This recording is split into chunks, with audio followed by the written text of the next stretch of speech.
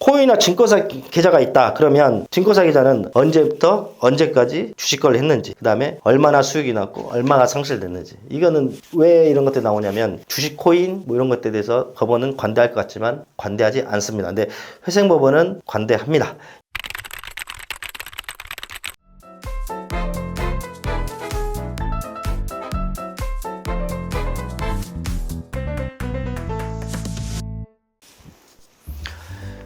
예, 여러분들 이번 시간 개인회생 모든 법원이 반드시 내리는 보종 공고나 명령들, 반드시 이거는 전국 어디 법원에서나 꼭 내리는 것들이거든요. 오늘 여기에 대해서 설명을 드릴게요. 여러분들 막 채무가 힘드셔가지고 여튼 개인회생을 신청했는데 이 신청 채무자가 근로소득자일 수도 있고 뭐 이제 개인 사업 소득자일 수도 있습니다. 그래서 넣는 이제 관련 서류들이 약간 달라지거든요. 근데 이제 어떻게든 이렇게 해서 이제 서류를 넣게 되면 모든 법원이 공통으로 이 세 가지는 반드시 어떻게 해서 소명하라 이렇게 나오거든요. 이제 그 이유가 뭐냐면은 어찌됐든 간에 개인회생은 채권자들한테 희생을 요구하는 겁니다. 돈을 빌려줬는데도 거기에 뭐 50% 탕감하면 절반만 받아라. 이자도 탕감해주고. 어떻게든 채권자들의 희생이 정말 반드시 있어야 개인회생이 가능한 겁니다. 그러면 법원은 힘든 채무자도 구제를 해줘야 되지만 채권자 권리도 최대한 보호를 해줘야 됩니다. 그래서 신청 채무자가 재산을 은닉했는지 아니면 지금 소득 활동이 제대로 되고 있는지, 그 다음에 어떤 주식 코인 낭비 사치 등의 어디 사용 여부라든지 이런 것들을 확인하기 위해서 반드시 이 세 가지는 여러분들 반드시 확인하거든요. 그래서 그게 첫 번째입니다.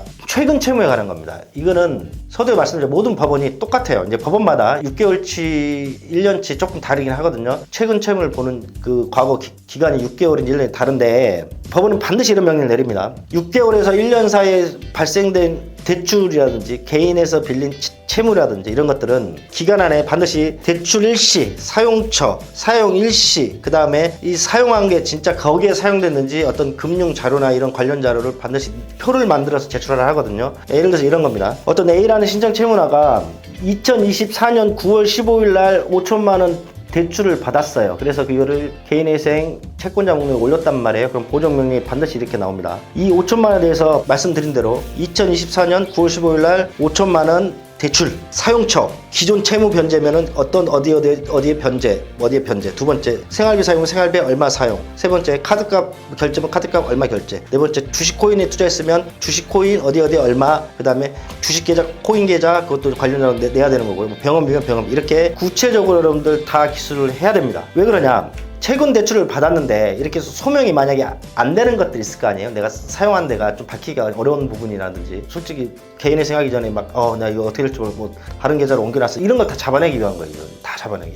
그래서 이게 소명이 안 되거나 어떤 데 돈이 이체가 됐는데 그 사람과의 관계가 입증이 안 돼. 그러면 그런 모든 돈들을 개인 재산으로 잡아라. 이거를 잡아내기 위해서 반드시 여러분들 최근 채무 반드시 보정명 나옵니다. 두 번째, 금융거래 계좌에 대해서 샅샅이 기록해서 제출하는 명령도 반드시 나옵니다. 이런 거예요, 여러분들. 지금은 계좌정보 통합관리 서비스에서 그 신청 채무자 거를 들어가게 되면 일반 은행 계좌라든지 증권사 계좌라든지 계좌 내역이 싹 나옵니다. 싹. 그렇게 해서 은행, 증권 이런 것에서 나오게 되면 법원은 일단 금융조회 서비스에서 한 거 예금주, 금융기관, 잔고, 용도, 비고에서 이 모든 계좌를 싹 일단 정리를 해서 우리가 제출하게 되면 이렇게 나옵니다. 법원에서는 각 계좌별로 돈을 사용한 내역을 이제 소명하라는 거죠. 일자, 출구액, 입금액, 입금자 및 출금 상대방, 그 다음에 왜 사용된 사용 내역, 그 다음에 거기에 대한 기타 소명 자료까지 싹 나옵니다. 근데 뭐 2만원, 뭐 만원 왔다 갔다 하는 것까지 모두 소명하는 게 아니고 이게 법원마다 다르거든요. 계좌에서 30만원 이상 거래된 거에 대해서 다 소명하셔라는 법원도 있고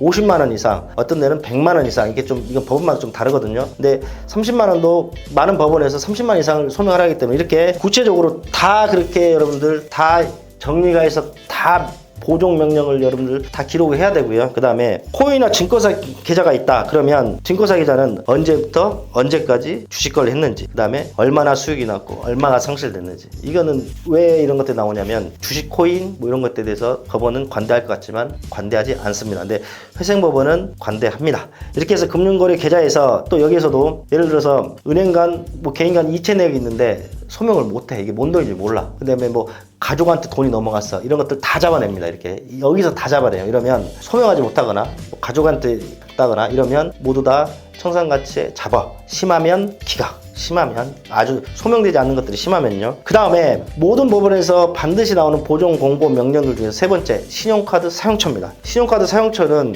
이 사람이 소득 대비 얼마나 과하게 생활을 했는지, 그 다음에 사행성이 있는지 등 여러 판단하기 위한 거거든요.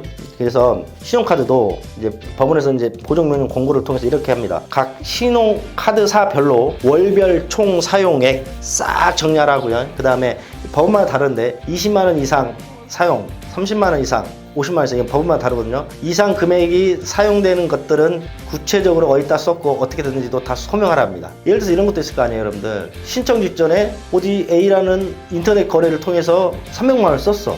그래서 법원이 이렇게 다 소명해봐 했더니 A에서 어떤 물건을 샀는지, 그래서 그 물건을 어떤 소명을 못해. 그럼 그거 뭐예요, 이거? 카드깡 한 거잖아요, 카드깡. 그러니까 이런 것처럼 법원은 방금 전에 말씀드린 것처럼 물론 여러 가지 보종들도 더 추가로 있습니다. 그 개인 사정에 따라서. 하지만 제가 방금 말씀드린 최근 채무라든지 금융거래 계좌의 모든 계좌 내역이라든지 모든 신용카드 이런 내역들을 샅샅이 찾는 건 채무자가 어떻게 해서 이렇게 개인회생을 하게 됐는지 그걸 전반적인 걸 확인하기 위하고 재산 은닉이 있다든지 편파 문제가 있다든지 이런 것들에 대해서 확인이 필요하고, 이렇게 해서 어떤 낭비성이라든지 이런 게 있으면은 개인회생 변제율 변제금을 높여서 채권자들이 원금 회수할 수 있는 기회를 많이 확보하고자 이런 것들을 다 반드시 보정을 명하고 있습니다.